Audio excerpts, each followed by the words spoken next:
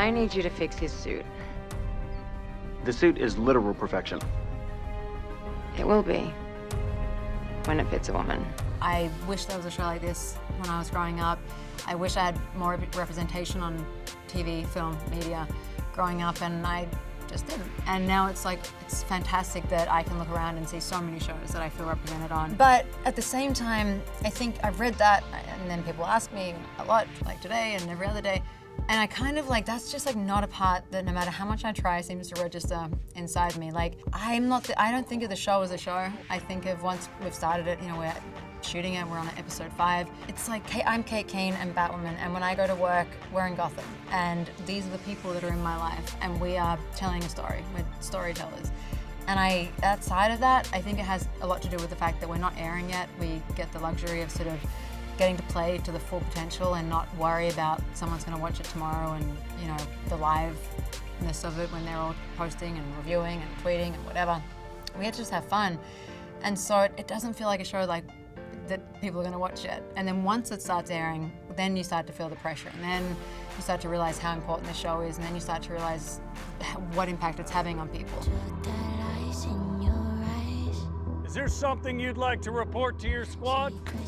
I don't know, maybe because I've just been gay forever, so it doesn't feel like I'm like doing anything gayer or more gay, less gay, more bat gay friendly. That I feel like everything I do in my life kind of has that similar message.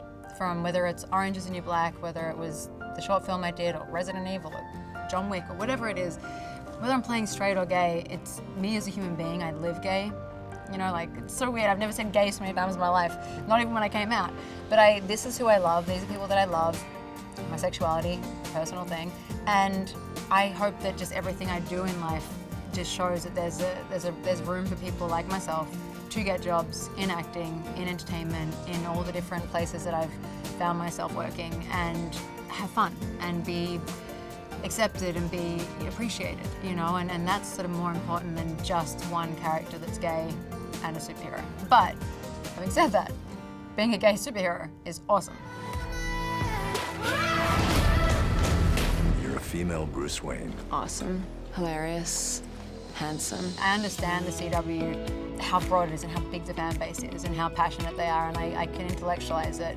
But until I think I'm really in it, you know, we're airing and it's a reality, I don't know how to consider it in my day-to-day life. And I don't think it would serve any kind of positive purpose. I just want to make the best show. We have great writers, great directors. Everything about it is just set up to be good. And I'm looking forward to everyone seeing it. Who is this badass? That's not Batman. Kate Kane told you to get out of Gotham. Steven, Melissa, Grant, I mean, they've all been really, like, they all reached out at the very beginning. They reached out when I was cast. They reached out when people were like, do we like her as Batwoman? Do we hate her as Batwoman? Do we hate her in general? Like, you know, and I was like, whoa, that's new. And they were like, hey, don't worry, it happened to all of us.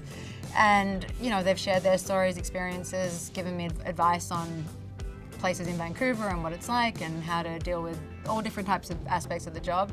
But for the most part, they're just friends now, you know, and it's great company to be in. But I went in and every single time someone arrived to Vancouver, because everyone kind of trickled in at different times, I took them out for dinner, we discussed the script, we discussed our lives, who we are, introduced ourselves, and then we sort of had dinners. We went out and looked at the sites, and I spent just a lot of time when we weren't shooting just getting to know these people and setting up, I guess, a friendship and like a sacred space where we know that we can trust one another, and so that when we're working and we're acting and we're in scenes, that we can go as far as we want and we can play and feel like we're in a safe space and not like we're being judged, and we can go as large and as we want, especially like right now when we get to play and expand and, you know, and it's been great. And then of course the chemistry translates to the screen and we feel a bond and we feel these fantastic things. We know each other really well. I've had that in every job that I've done.